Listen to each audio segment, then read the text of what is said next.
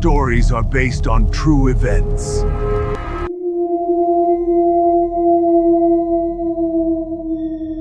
May tanong ako. Nakaranas ka na ba ng sinehan na halos wala ng tao? Pero parang may naiwan pa rin sa loob. Yung pakiramdam na hindi ka mag-isa. Ako nga pala, si Junia. Ngayong gabi, 3 encounter ang kikwento ko tungkol sa itim na babae sa isang lumang sinehan dito sa Pilipinas. Kung mahina ang loob mo, okay lang. Makinig ka lang. Paalala, kapag huling screening na, huwag kang mag-iisa. Tara.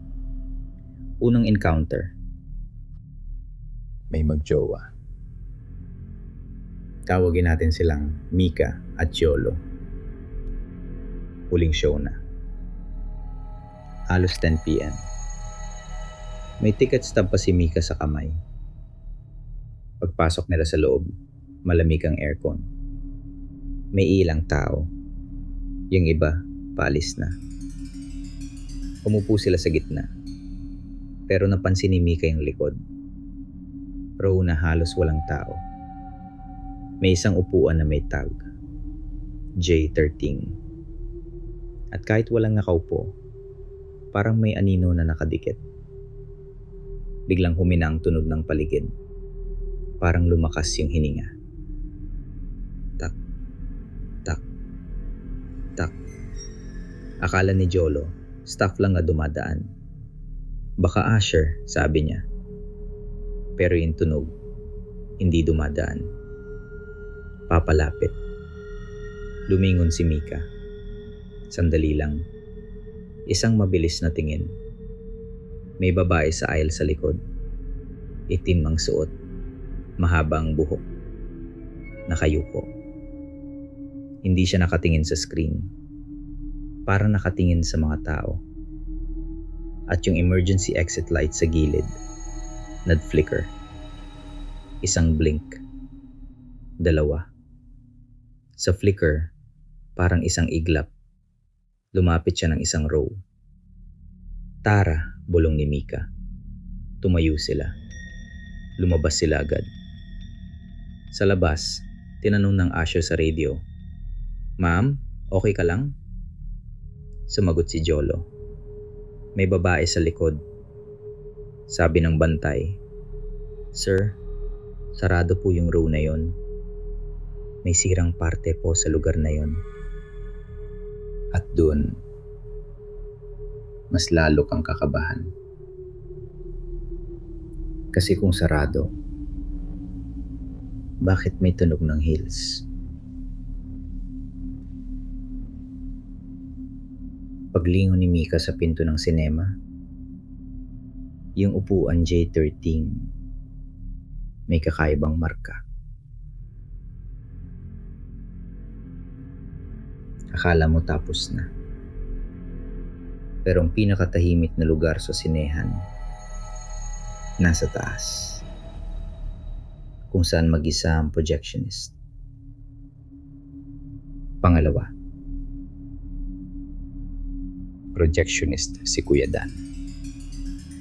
Sanay siya sa tunog ng makina, sa beep ng cue, sa init ng projector. Huling show ulit. Konti ang tao. Tahimik ang koridor. Habang nakatutok siya sa screen, may tunog sa likod.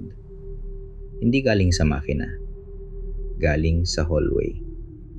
Tak, tak, tak. Sumilip siya sa pinto. Wala. Empty. Bumalik siya sa glass at doon niya napansin may anino sa reflection.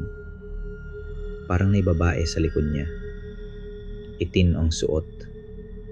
Basa ang laylayan o baka anino lang ng lumang kurtina.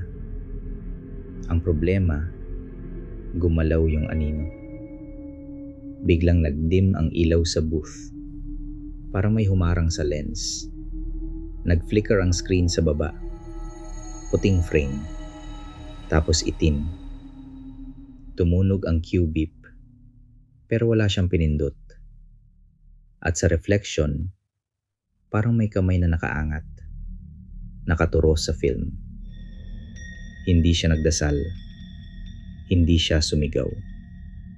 Ginawa niya yung trabaho. Stop, check, reset. Pagbalik ng ilaw, wala na yung anino. Tahimik na ulit. Kinabukasan, sabi niya sa guard, pag last show, huwag niyo akong iwan mag-isa. Kasi sa booth, reflection ang unang nandoloko. Pangatlo. Pagsarado na ang sinehan, pag ikaw na lang ang naiwan. Encounter 3. Utility si Ate Lisa. After last show, siya ang naglilinis. May map, may timba, may listahan ng row na sarado. Tahimik na ang lobby. Patay na yung ibang ilaw. Yung exit lights na lang bukas. Pagpasok niya sa loob ng sinema, may isang row na may do not sit tape. Yung likod. Amoy lumang pader. Habang nagmumap siya sa aisle, may narinig siyang tunog sa taas ng seat. Parang tela. Parang buhok na dumaan. At sa dulo ng row, may babaeng nakaupo.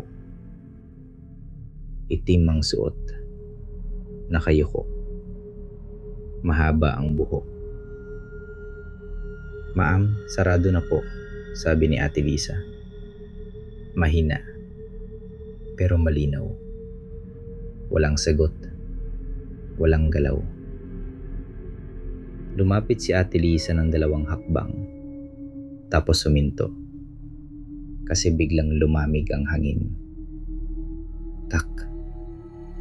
Tak. Tak. Hindi niya alam kung saan galing. Aisle? Stairs? O sa loob ng ulo? Tinawag niya sa radio ang guard.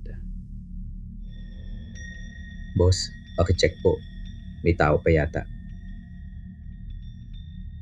Pagbalik ng flashlight ng guard, wala nang babae. Empty ang row.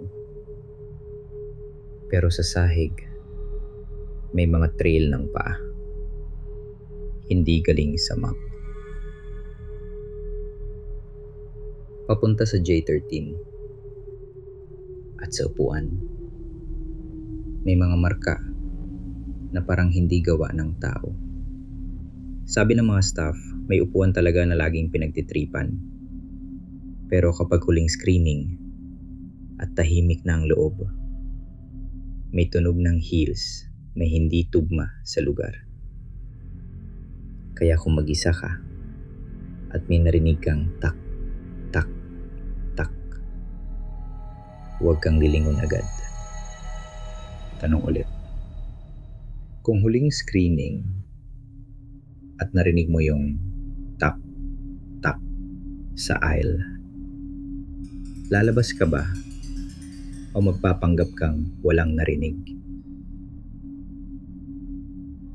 Ako si Junia.